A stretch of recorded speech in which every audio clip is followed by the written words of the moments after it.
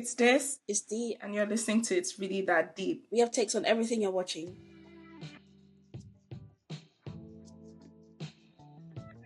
So, D, what have you been up to in terms of stuff you've been watching? I had the week off of work, so I was enjoying myself. I watched Weapons. I still need to watch it. I'm looking forward to it. Lots of hype. Been a big Yes. box office success. I still wish Pedro Pascal hadn't dropped out of it, but it's okay. Well, yeah, no comment. I also watched Materialists, which we're going to speak about now. And I'm also lining up to watch The Gilded Age. Can't wait to get into it. Finally, oh my god, me too. I started watching Gilded Age a long time ago and I never probably got into it, even though I know I will love it. Mm-hmm. So I'm looking forward to us probably sinking our teeth into it. Yeah, what about you? For me, I have been watching the new Outlander prequel series. I watched the original Outlander years ago and I'm still low-key kind of behind on it, but I saw a teaser for the new prequel and I was like, oh, okay, I might actually watch this. It's not, I don't consider it to be serious television, but it's like trashy historical romance with very, very, very, very, very beautiful settings in Scotland. So nice. I've been watching it. I also watched the iconic Ice Cube starring Amazon ad War of the Worlds. We'll be getting into that. You'll be telling us about that. Yes, and like you, I saw Materialists, which finally got to the UK, and my Oxford year. Let's go. Let's go. Today we're discussing the romantic drama The Materialists, written and directed by Celine Song. It stars Dakota Johnson, Pedro Pascal, and Chris Evans. It was released in the UK in August 2025. It's a follow-up to Celine Song's Past Lives, which was Oscar nominated in 2024, a movie that both of us liked quite a bit. Yeah. So, Dee, why are we discussing The Materialists? I almost have this question for you, actually. Why are we discussing The Materialists? To be honest with you, when I saw the trailer, I just knew what was going to happen. I absolutely knew it. Having said that, it did surprise me in some ways. In some positive ways, actually. And in other ways, it disappointed me. But yeah, I don't like propaganda. And I'll leave it there. What about you? I knew once I saw it, that it would be something we would get into because we both watched Past Lives. I think we both enjoy Past Lives and we had a lot of thoughts about what Past Lives was trying to do. Mm-hmm. And I was looking forward to Celine Song getting a bigger budget, bigger cast, bigger push to see what she does with the rest of her career. Also, I love Pedro Pascal. And no, I will not be explaining myself further to you or anyone on that. What background did you have of the movie going in? All I really had was the trailer. The trailer it's not a good trailer, frankly. It gives away too much. It doesn't give away everything. It still gives away too much, though. I totally agree. Yeah. Aside from that, I really had to wrestle. My algorithms know my character. They know what I have to say about this sort of thing. So they were desperately trying to get me to see all the discourse going on, and I fought to the death to avoid it. Somewhat unsuccessfully, but yeah, we're here. How about you? I saw so much discourse about Materialists. It also didn't help that the movie came out in the UK months after it came out in America. So I had seen it go through several cycles of discourse. And in fact, very recently, Celine Song did some kind of review response thing. So that created a new cycle of conversation that was running through my algorithm. Once again, I had so many friends that had watched it and were like, "Ooh, I want to talk to you so much about Materialists." And I'm like, babe, I haven't seen it yet. So it was a lot dodging it. I totally agree with you. The trailer gave away too much. It gave away so much about the beats of the plots and the journeys the characters were going to go through in a way that just wasn't necessary. Was Materialist good, bad, or mid? Materialist was bad.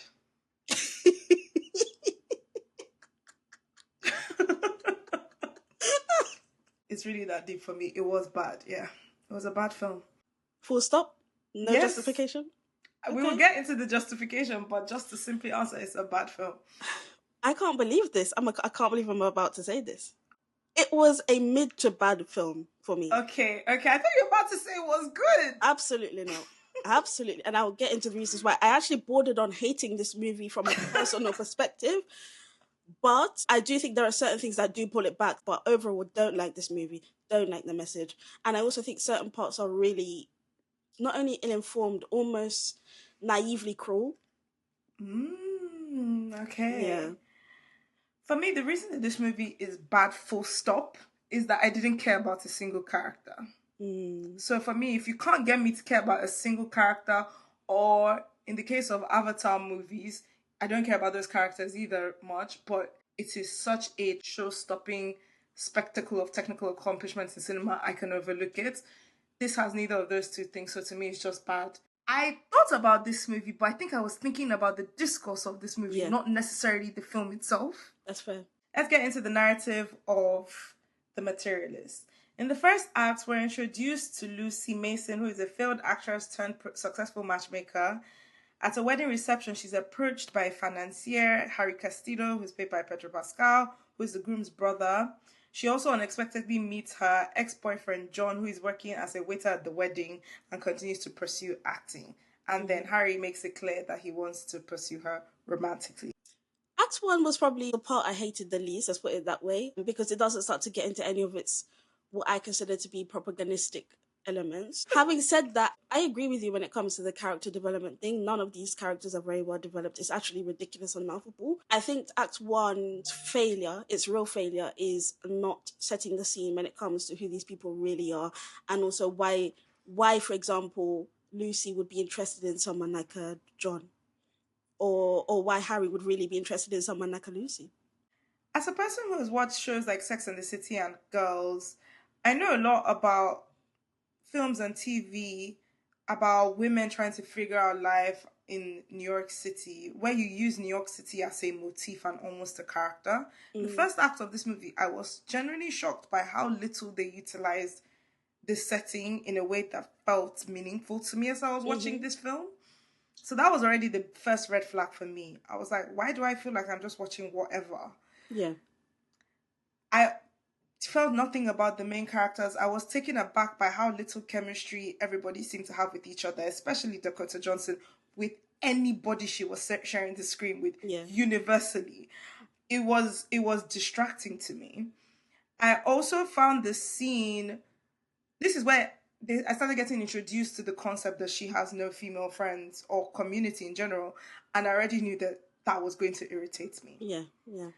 Then, most importantly, my single least favorite scene in this entire movie is the scene where, when John is taking her home after the wedding, we flash back to them when they were a couple, when they were younger, and they're arguing on their anniversary. And in the middle of the street, she marches out of the car in the middle of the road in New York City. She's shouting about how, I cannot believe that you took me to get a gyro for $5.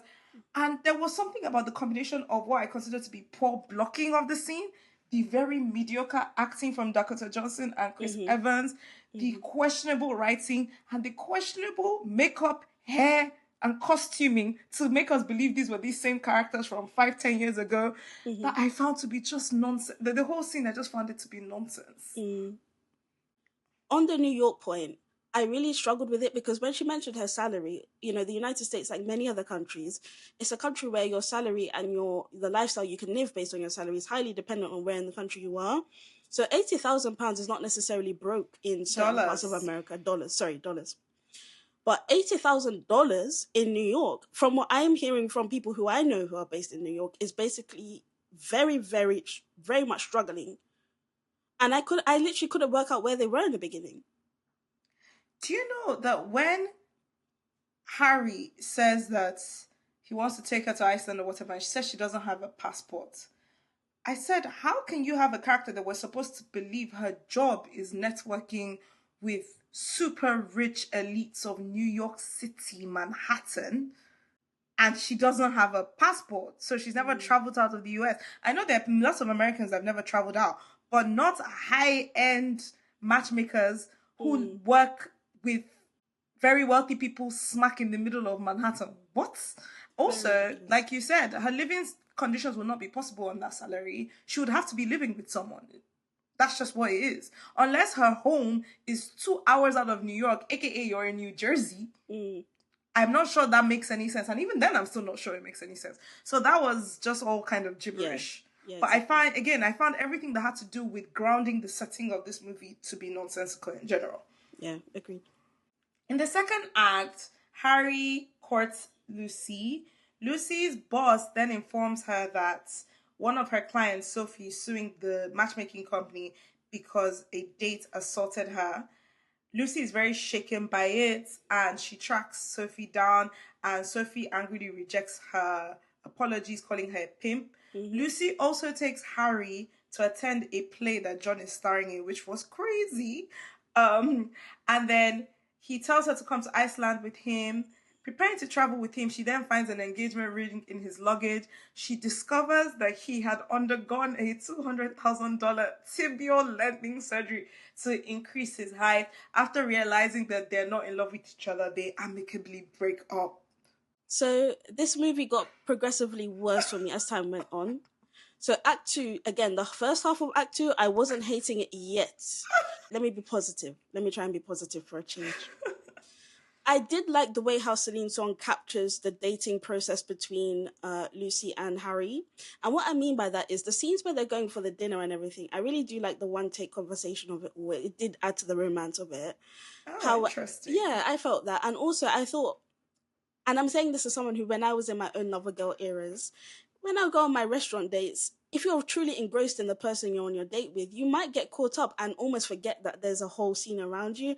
And there are some specific shots where she does that really well. Where to start off, you see that, there's context and there's people around. And slowly over time, they just suddenly become more and more blurry. It was really, really, it was a nice feature. That's about all I have to say that's positive in that act. The parts that became ridiculous for me, this was when I realized that this movie wasn't going to do anything to convince me of the romance between Lucy and either man. Either man. I thought about it a lot. I think Harry's lack of character development was ridiculous. But I wonder if Celine Song is making a comment about the way how women over-romanticize the wealthy unicorn man, and therefore sometimes we don't do the work to actually figure out who is this man really. We just believe in the fantasy until he forces us to see who he is. The thing about analyzing this movie is that we are going to be victims to the fact that Celine Song is a very intelligent woman, and we know she's a very intelligent woman. So it's actually quite difficult to pass where the poor screenwriting, poor directing stops, and where intentional decisions made by a very cerebral person starts. Basically, I don't think this movie works unless you give me some reason to not like Harry.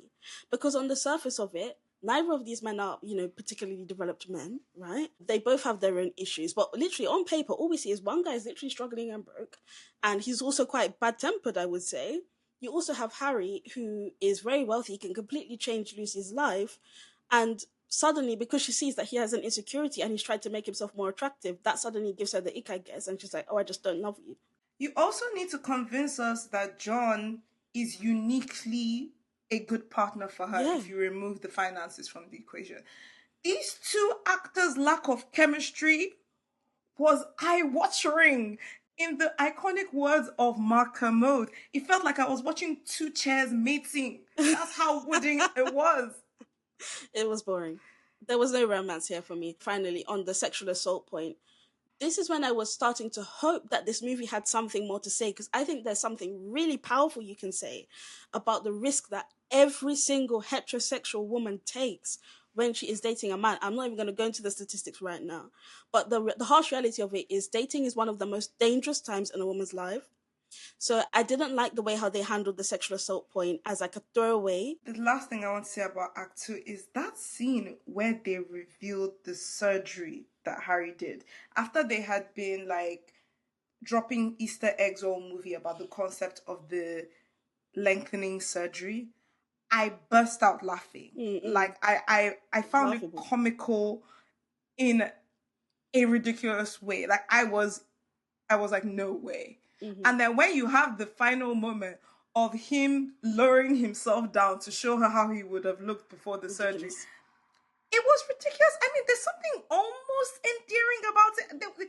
If they had gotten some things more right, including, very importantly, the lead actor's performance and correct casting for this movie, I could be convinced about them trying to say something about the universality of insecurity. But because they didn't get those things right, I just found it laughable. And I was like, this movie is not serious. Let's move on. And on that note, let's move on to Act 3. After they break up, since Lucy has sublet her apartment because of the trip, she goes to visit John. They go to a wedding, and he confesses that he has actually always loved her. Lucy receives a panic call from her client Sophie that her assailant is outside of her apartment. So she and John rush back to go and check in on her. Before they part, John makes a heartfelt appeal to Lucy to rekindle their relationship. She agrees and kisses him. He later proposes with a flower ring and asks her whether she wants to make a bad financial decision with him, and she accepts. Diabolical act. Like literally, it was diabolical. Okay, and I have to get this off my chest. I am so angry about that scene where Lucy and John are having this wonderful romantic moment outside the apartment of a woman who Lucy set up with her rapist. What was going through Celine Song's mind? I want to know. Also, unfortunately, I do think this was again one of the more beautiful shots in the movie, because when Lucy and John are having this, in my opinion, it was a very dusty conversation. I wasn't even listening to it, to be honest. And maybe that's the reason why I even noticed this. If you look at the way how it's filmed again, there's a very dreamlike essence to the shots, and I did find it beautiful. I do find that it added to the romance of it all, but the dustiness of the conversation was ridiculous. And finally, when it comes to the reason why I hated this act as well is because this is when the dusty propaganda was truly exposed. This movie is trying to tell women that don't worry about money, even though women are the ones who really do take on the brunt of that risk. Okay, in a capitalist society, money does matter. The reality is, who you choose to partner in a quote unquote traditional monogamous relationship in a Western society is a financial decision as much as it is an emotional one. I found this third act to be the confirmation that this was a bad movie. I already thought it was a bad movie, but I said they have 30 minutes left to convince me that this relationship is in any way justified. Mm-hmm. And they didn't. Not only did they not convince me, they gave me more pieces of evidence for why these two people don't have anything that's exciting. There were no butterflies, there was no warmth, nothing. And I think that's just simply because Chris Evans and Dakota Johnson just didn't have chemistry. Neither of them are good actors. Chris Evans has been okay in one or two things. Dakota Johnson has been okay in maybe one thing. Mm-hmm. But typically they require a very charismatic co-star to get something out of them. Pairing the two of them together was a very, very, very dangerous move that did not work out. So you're saying it's vanilla on vanilla? I like vanilla ice cream. This is giving cone flavor on cone flavor. Oh. At least vanilla has sugar and it comes from Madagascar. Oh no. I think that the final moment when he was making the final case for them to rekindle their relationship, whilst I didn't agree that they should in any way, shape, or form, there were some bits of writing in there that I actually thought were quite beautiful and poetic. Even when he says, "Do you want to make a bad financial decision with me?" as his proposal, the line itself I actually think was not bad writing at all. There's a part where she says to him that, "I think you're the only reason I believe I'm capable of love." And I actually thought that was also a beautifully written line. As a person who doesn't express herself super overtly with her emotions with the people she loves, but I affirm to myself my own ability to love by the people I do rarely have those feelings for. I got exactly what Celine Song was saying with that. Unfortunately, the delivery was the problem because the actors were not good. So I wasn't able to appreciate it. And I think there's other gems in the script of this movie, and I think you've alluded that too, that unfortunately the overall packaging of this film doesn't really deliver properly, and it's a pity. It is. It really is. Let's talk about the themes in The Materialists. This movie, a lot of it is talking about how class influences how people date. How do you feel like it handles it overall? I have real questions about Celine Song's class consciousness. I wonder if she understands what it is to be a working class person, especially a working class person in a really brutal state like New York City. I think that the movie is naive. It almost feels like it's written by a teenager in some ways. It describes love in a very juvenile way, in a way that is not adult, because when you become an adult, you have responsibilities unless you are a very wealthy person. And that gets to the crux of my issue. I feel like anyone who has the opinion that money doesn't matter when it comes to dating and relationships, you must be either naive or extremely privileged. Because if you're extremely privileged, then the financial implications of dating are irrelevant to you, or at least to an extent. And if you're naive, then you just simply don't know. I really don't know if there's any in between. I have a note and thought about this, and I have to be very careful with how I say it because it will sound like I'm suggesting that people cannot make stories about stuff that's not their lived experience, and that's not what I actually mean. If anything, it's me actually praising Celine Song's previous work. What I thought was so majestic about Past Lives is that Past Lives, I thought, very, very intelligently spoke about nostalgia, longing, the immigrant experience, and dreaming about a past that doesn't exist anymore and maybe was never as good as what you imagined it to be, and having to come to terms with the reality of what you have chosen to live your life as now, right? And there's a big class part of that because in Past Lives, our character migrated from Korea. She now lives in, I believe, New York, and she's still dreaming about this childhood love who represents a non-Western background that she had in Korea, which is obviously not as glitzy or as city or metropolitan as her current life now. And I think that movie handles class in a very subtle, clever, insightful, heartbreaking way. So the fact that I think this movie's approach to class feels so naive, simplistic, overstated, made me think that is she just one of those filmmakers that her work so thoroughly thrives more when she's speaking to her own specific cultural experience? Yeah. Because that's another thing with this movie. This movie is a very particular kind of white American film. Pedro Pascal is Chilean and his character is supposed to be Hispanic, but there's not that much that's racially, culturally resonant in this film.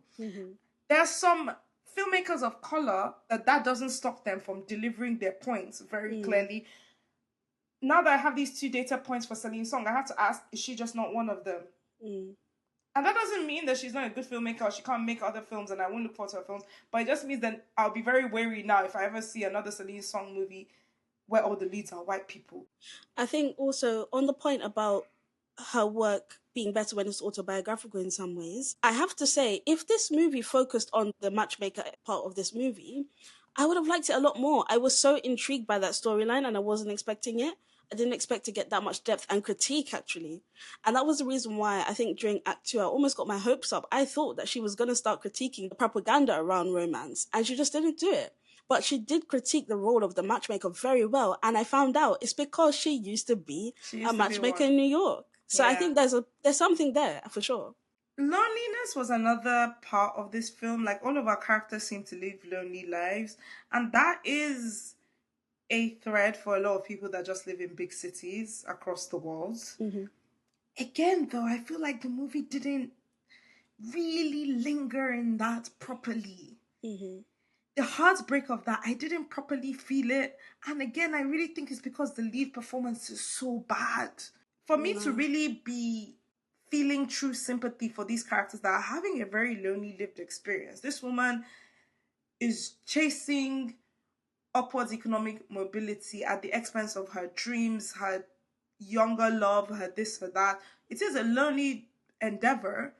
But because I don't care about her character, I don't believe her character, I don't feel that much about the loneliness that they're depicting to me. I think this is partially a writing issue as well. I do. I don't think it's fair to just blame Dakota Johnson because, one, as you've already mentioned, we realize that she doesn't, at least the script doesn't tell us anything about who she is outside of her career and outside of her dating life. And unfortunately, I do think that's not necessarily uncommon in big cities like in New York or even in London, right? Unfortunately. But I think the fact that she calls on John to house her, and of course he can't do it, and she can't call on anyone else, there should have been something in there. She should have said something about, you're the only person I can call on or something. I started thinking about Past Lives when we got to that. I was like, oh, so she doesn't have any friends or family? In the course of this movie, 4 major life things have happened to her.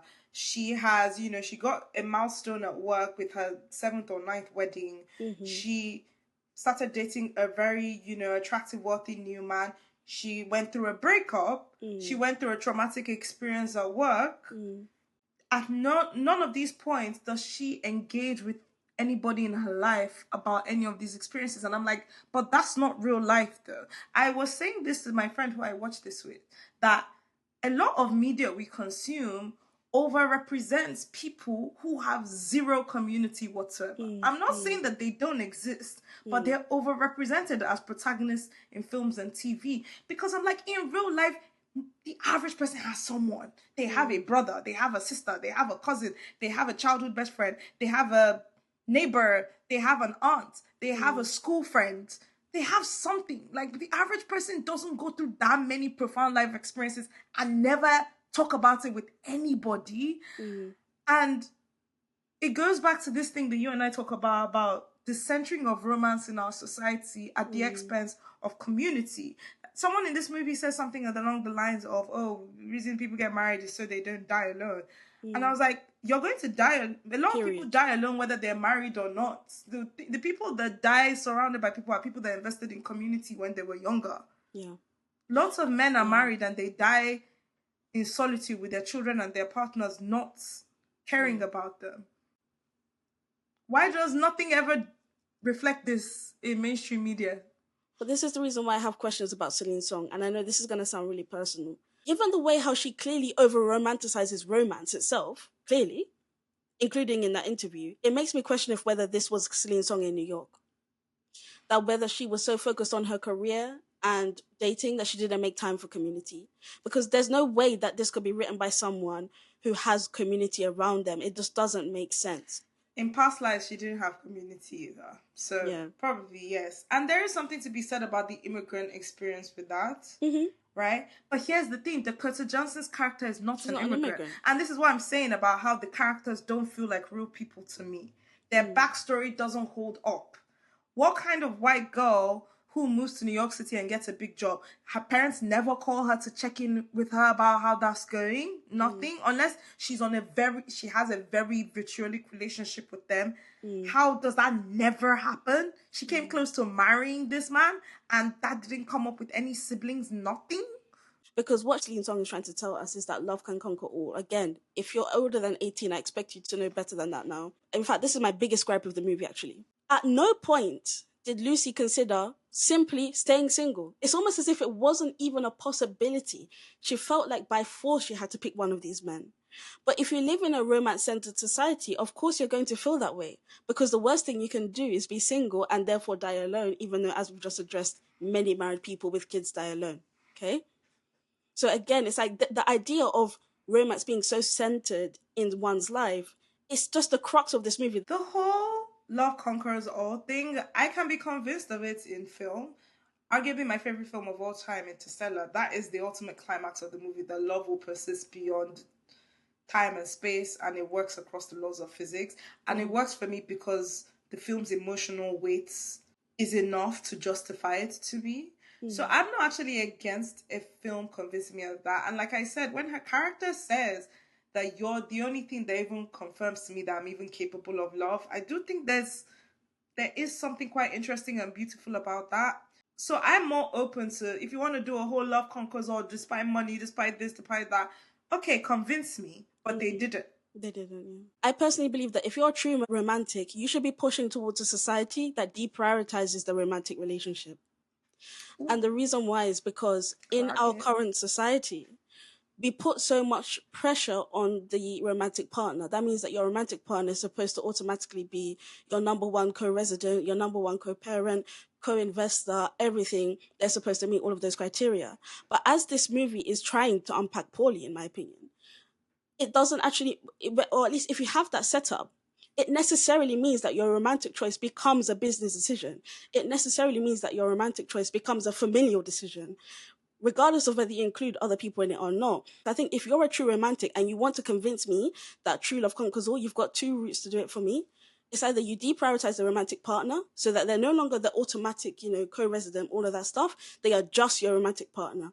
that means they are the person or one of the people potentially that you go to for romantic endeavors. Or you fully go down the polygamous route, which is what I thought Celine Song was going to do, because she had, well, her and her husband, they have a tendency to write about these sorts of things. Celine and Justin Kurtzky's her husband, who's a writer of Challengers, they just keep on dancing around this thing, and I won't give them their tens until they finally just dive. Just come out with it. Yeah, just go there, please, because instead we're playing all these silly games like what this movie was doing. D, what genre does this film belong to? I wouldn't even say drama. I wouldn't say romance drama. I definitely wouldn't say rom-com. And that's the reason why I said that Celine Song is kind of low-key delusional in that interview. She was convinced that it's a rom-com, saying that it's a romance movie that makes you laugh. I didn't laugh once, babe. No. It's a drama. Sometimes I thought it was a thriller or even a horror movie. A horror movie, literally. There were several moments I was like, is this not a horror film or a tragedy? So it's definitely not a com. Maybe I'll accept some romance, but definitely not a rom-com. It did make me laugh twice. One, like I said, the scene where he squats down, and not in a good way. And also when Harry, Pedro Pascal's character, says, it's really hard for me to feel that this is not about the legs. That was funny, I can't lie. That was funny. That's true. I wanted to speak about gender as well. The reason why I don't tend to like this genre, because they tend to dumb women down a lot.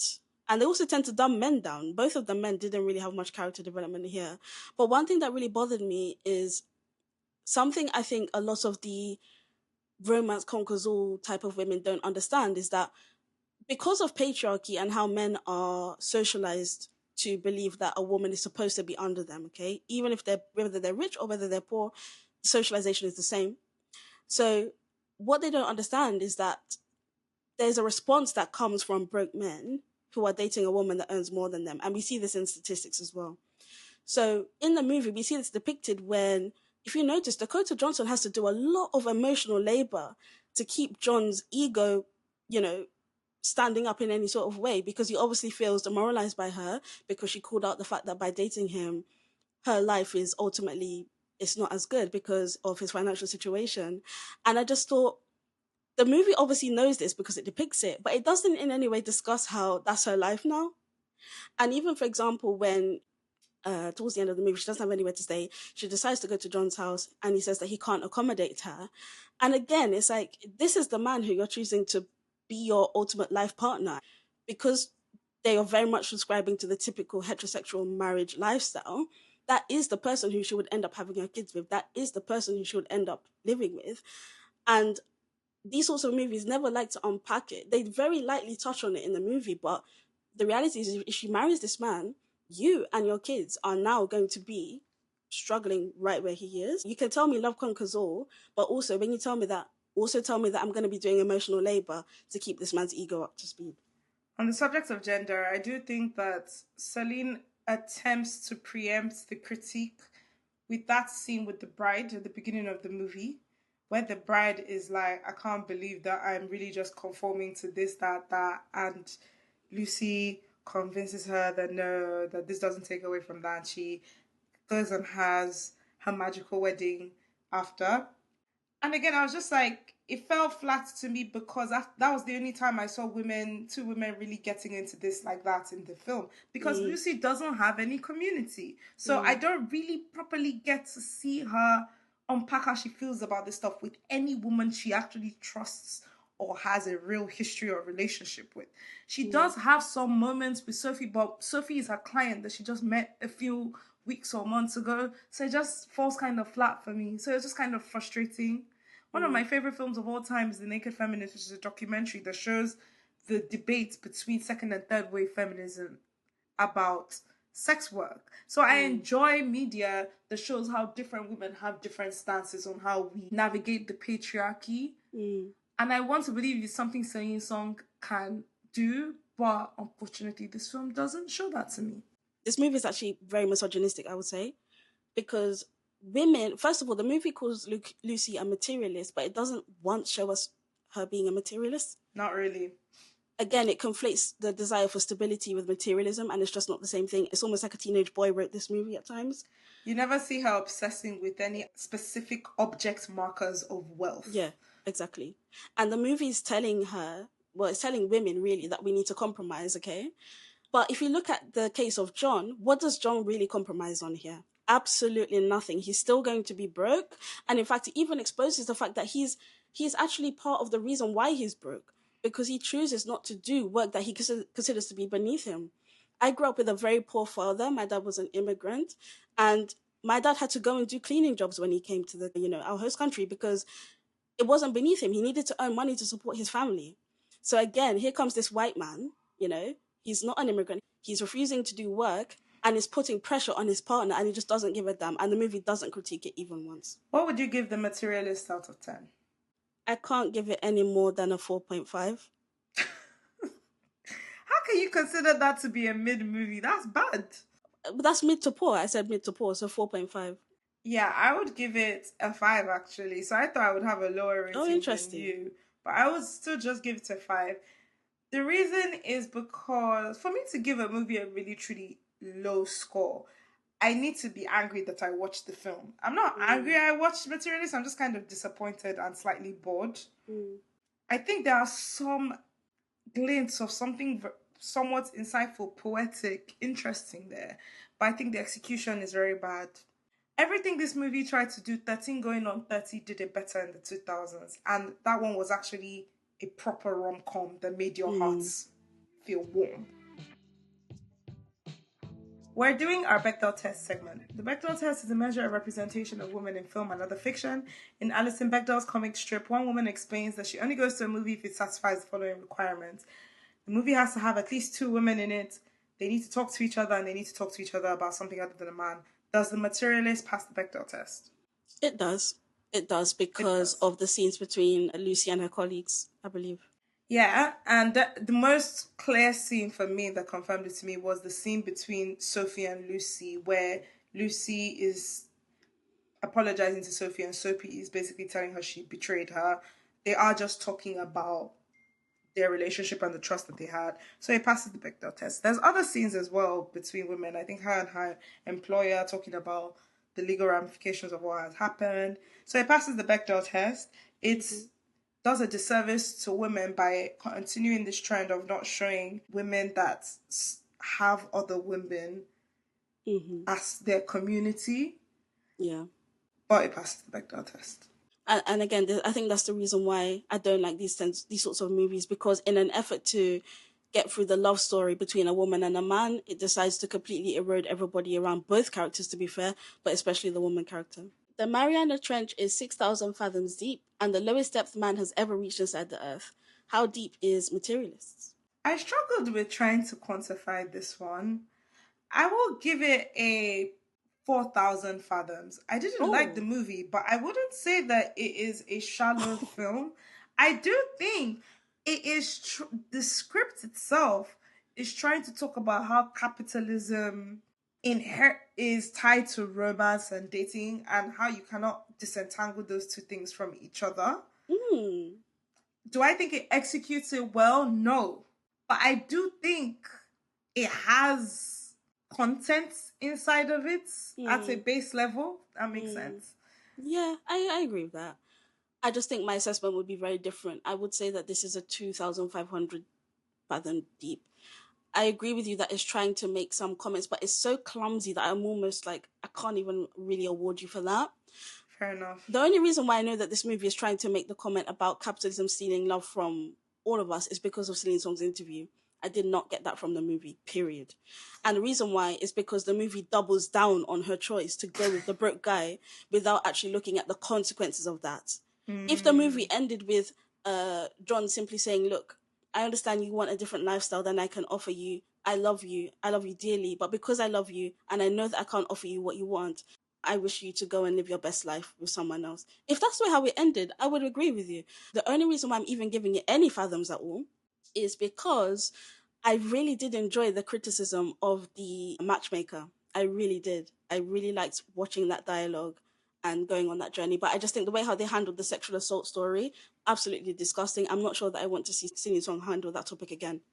Actually, maybe I should knock off a few points because of how little this film addresses race and dating. It has that one white woman who basically says she only wants to date white guys, but that's it. But like, Pedro Pascal is Hispanic, and you're in New York City. Like, I get it. certain kinds of very wealthy white people can end up curating circles around them, even in a multicultural city, that are very white. But I just don't think you can walk around cultured life in the city and the experience be that white. And it's distracting to me when it is. It's a curious choice from Celine Song, who herself is a person of color as well.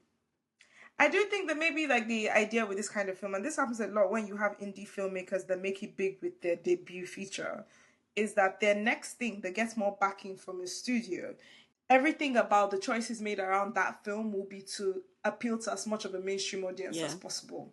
And that's fair. Yeah.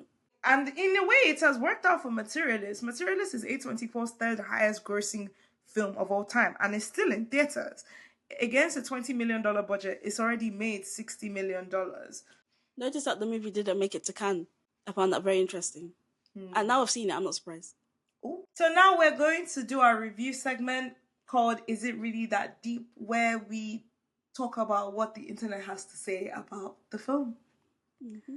First one up, Marie Bardi on Letterboxd said, "Women in their 30s need to have female friends. That's my non-negotiable."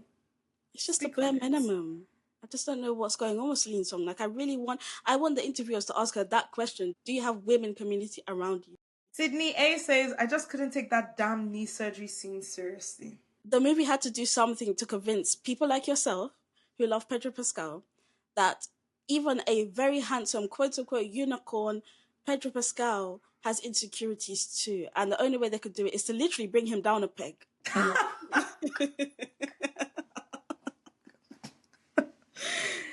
What an unserious scene. I will say, I thought Pedro's delivery of that scene was actually quite controlled and interesting acting. And Dakota wasn't even awful herself in that scene. And like I said, that moment where she says to him that you're perfect, I thought that was one of the few moments of sweet delivery from her in this film. But ultimately, the nonsense of it all is just too much. And when I realized that the reason that they had been mentioning this surgery, this whole movie, was to lead up to this, I was like, no, that's enough of that. Alina on Letterboxd says, "Broke man propaganda in this economy? I don't think so." I wanted to highlight this particular review because this is the one that Celine Song responded to. So look, again, I wasn't impressed by her interview because she goes on this whole spiel about, I'm not happy about the way how people are speaking about broke men and broke people. Listen, I would have had nothing to say about all of this if John's character didn't make the comment about how when I look at you, I see wrinkles and children. Excuse me? It's supposed to be a romantic thing. No, that's a threat. That's a threat. It's supposed to contrast with the other men we've been seeing in the movie that are so obsessed with their partners at their quote-unquote youngest and hottest. And even Lucy says it to Harry at some point, that, I only have a couple of years of looking hot left. So it's supposed to show that he's the only one that sees her across the entire span of her life. I think for him to have the audacity to mention kids when he doesn't even have accommodation, you can't afford to take her to get anything better than a $5 gyro. It's a bit audacious, actually. This comment from Sydney reads, "The biggest catfish of the year. Celine Song uses rom-com thrills and conventions for initial appearances only to reveal a somber and honest dissection of modern dating." I wish I agreed with this because when I first heard about the concept of this movie, that's exactly what I thought it would be. But I don't. This film is not actually subversive in any way, and it doesn't reveal that much more about the human condition. Any attempts to do so are blocked by the technical issues with the acting and direction. There's something about the pacing of this movie that is very off. There's something about the line delivery of this movie that's very off, which at first I thought it was an acting issue. It's not purely a Dakota Johnson issue because I noticed it across all of the actors, where the way scenes would linger wouldn't make sense. Someone would say something, there would be a pause in a very particular way that the next person would respond in a way that just wasn't natural. I don't have any problem with stylized filmmaking, but you can't do that kind of stylized filmmaking if you're also trying to make a traditional rom-com at the same time, unless you are very, very particular with what you're doing. To me, it just made the scenes feel off. It made the points the scenes were trying to make feel disjointed and stilted, and it was a distraction for me. I was questioning, is it that these people can't act? Is there something wrong with the script? Is Celine not directing them properly? Is there an editing issue? So any attempt to reveal the true underbelly of dating and what it says about the human condition is lost on me, because I'm just irritated by the way the lines are being delivered to me. But do you think that's because you don't buy into the romance? Because I think those elements were also in past lives, and it worked really well. Yes, so that is it, because I bought into the chemistry between our leads in past lives a lot more. One, even between our main character played by Greta Lee and her husband, I also bought their chemistry, even though I wasn't romantically rooting for them more. But here's the difference. That movie has lots of silence, but it's silence. It's intentional silence. It's not one person talks and another person awkwardly doesn't respond for a long time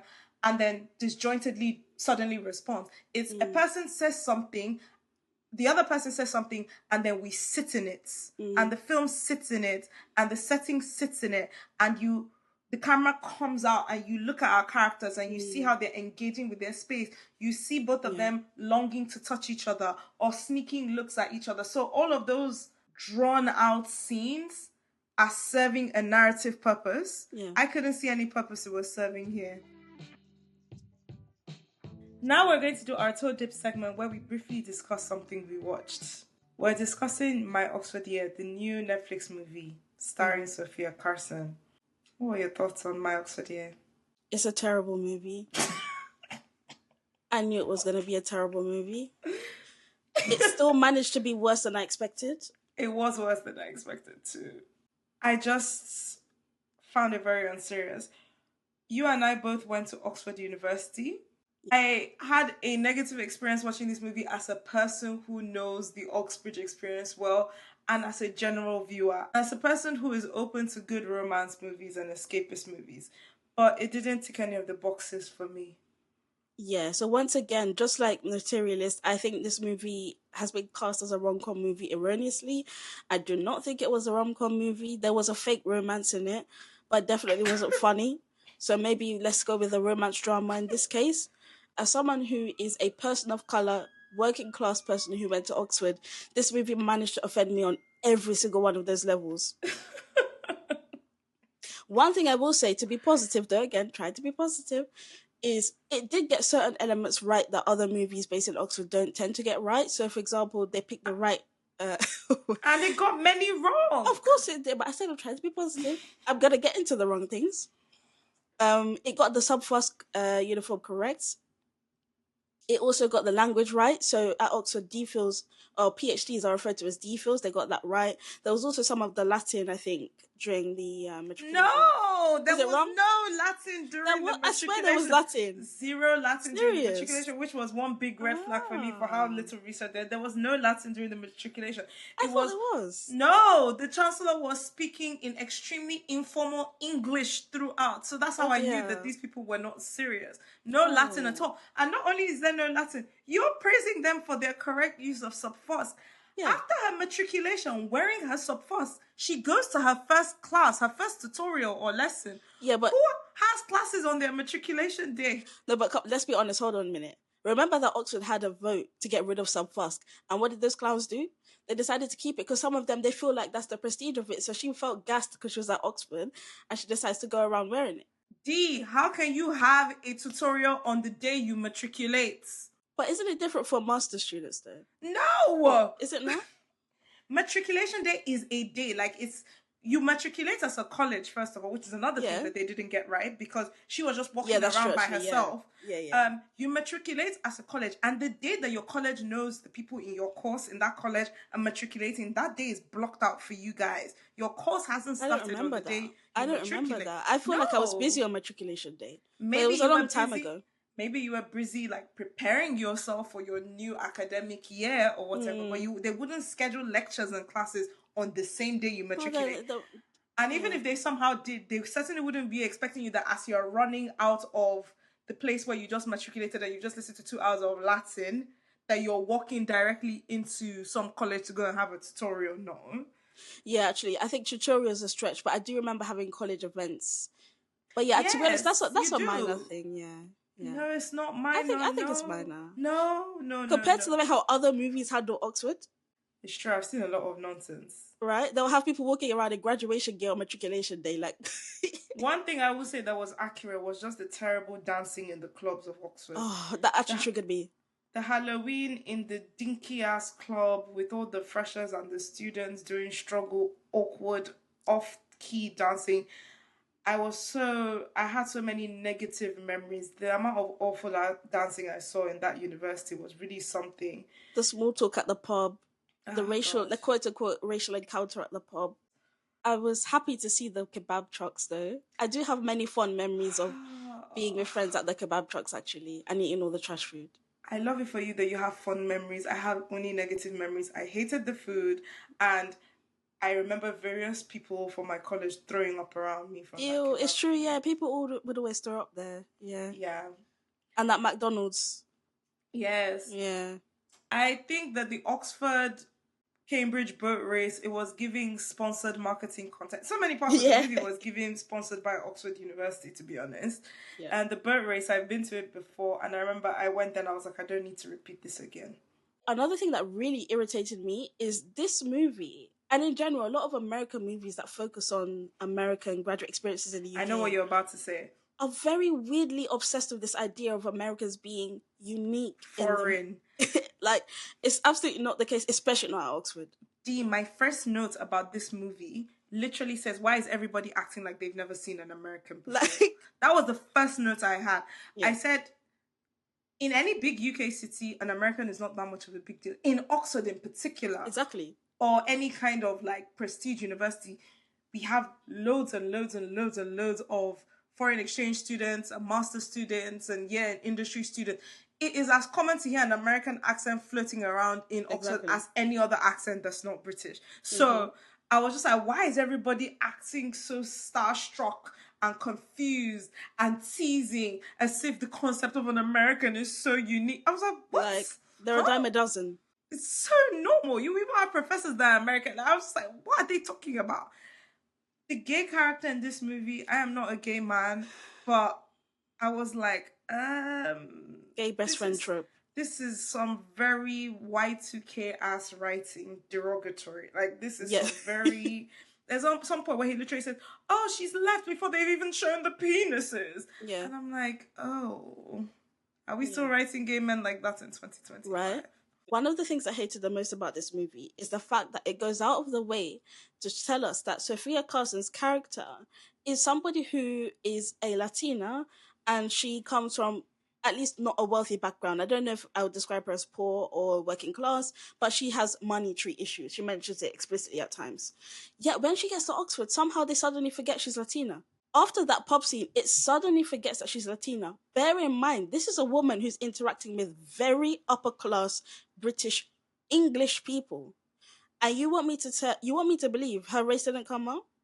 Now, of course, Latinos can be various different races. I would say, I don't know how Sofia Carson identifies, but I just found the way how the movie fails to address that very unrealistic. And then on the second point, regarding the money, this woman gets so wrapped up in this romance, is interacting with British upper class, is somehow able to quit her Goldman Sachs job, which I'm sure would have completely changed the trajectory of her life. And the movie at no time discusses how the money is working with any of this. She's going to have her man's money, who will his money to her. He's rich. Do you know how upper class British people are when it comes to money? Much less to a foreign Latina woman. That's now American. That's an American. Very unrealistic. Again, it's giving a fantasy written by an American woman. Well, it is actually. That is what this is. Yeah, it is. This woman went to Oxford for a year program, and like certain kinds of other American students, she was so caught up in the fantasy of it that she wrote this whole tale about it. Mm-hmm. So that is what this is. There are many points in this I was like, oh, this feels like fan fiction, because it fantasy, is. Yeah. I think the reason why I was so shocked is because I know that Sofia Carson's family was involved in the production of this. So she comes from a very wealthy Colombian family. Her family is very famous in Colombia, on the Caribbean coast. I found it weird to have such a well-known Colombian family and there was nothing Latin about this at all. It was very weird. But I think the book it's based on, the character is just a straightforward white woman. Okay, so then why cast a Latina woman, and then also why write it into the script that she's a Latina? You could have just had her be a white woman then. Everything this movie tried to do, The Fault in Our Stars has already done. And in fact, Bridgerton, Queen Charlotte has also already done, starring the same actor. So any attempts to make me care about the emotions or the story of these characters, it wasn't working. The acting, once again, wouldn't. A very severe lack of chemistry between everybody involved. No sparks, no compelling dialogue. My friend that I watched this movie with, during one of those scenes where he's having the cringy karaoke and when they have their big rain kiss, she was like, I feel absolutely nothing, zero endearment, because I don't care about any of these characters. And I was like, same. The only person that is somewhat almost got engaged by their emotional journey in this film, and I think that's because I was the only actual actor in this film, was Corey's character's dad, who is struggling with the idea of accepting his son's choice to essentially let nature take its course with his illness. And this is really me pulling at straws here. There wasn't much to say that was good about any of this. And bear in mind, the son was showing absolutely no signs of illness whatsoever. I was like, sorry. It took me a while to understand what disease they were saying this man was fighting with. Because I couldn't believe they were trying to tell us he was in late stage cancer. Even when we got to the point that pneumonia was taking over his body and it was expected he will pass away very soon, I was like, why are they behaving like we don't know what it looks like when people with very vulnerable immune systems are battling serious pneumonia? They don't look like this. Like, I get it, you want to have your heart throb so you can have him on all the Netflix posters. But what that means is this just doesn't visually make any sense. They wanted their famous Bridgerton moment where he screams, get out. But if you're fighting pneumonia to that degree, you're probably not going to have the energy to shout to that level. It just wasn't adding up. It was not a good film. No, it wasn't. And I'm sorry to say, I'm a massive Nile Rodgers fan. I'm a massive Chic fan. There was one part of this movie, I just have to drag it for a second. They have a British actor sing Chic's Everybody Dance song. Yeah? So if you have a British accent, you will say dance, right? Whereas Americans say dance. Why did they make the singer say in a British accent? There was something about it that just completely irked me when I heard it, and I just completely was done with the movie. It was just so jarring and unnecessary. Jarring and unnecessary is a good note to summarize our thoughts on this one. I want to do a quick I watch it so you don't have to segment for this iconic film that I watched called War of the Worlds, starring Ice Cube.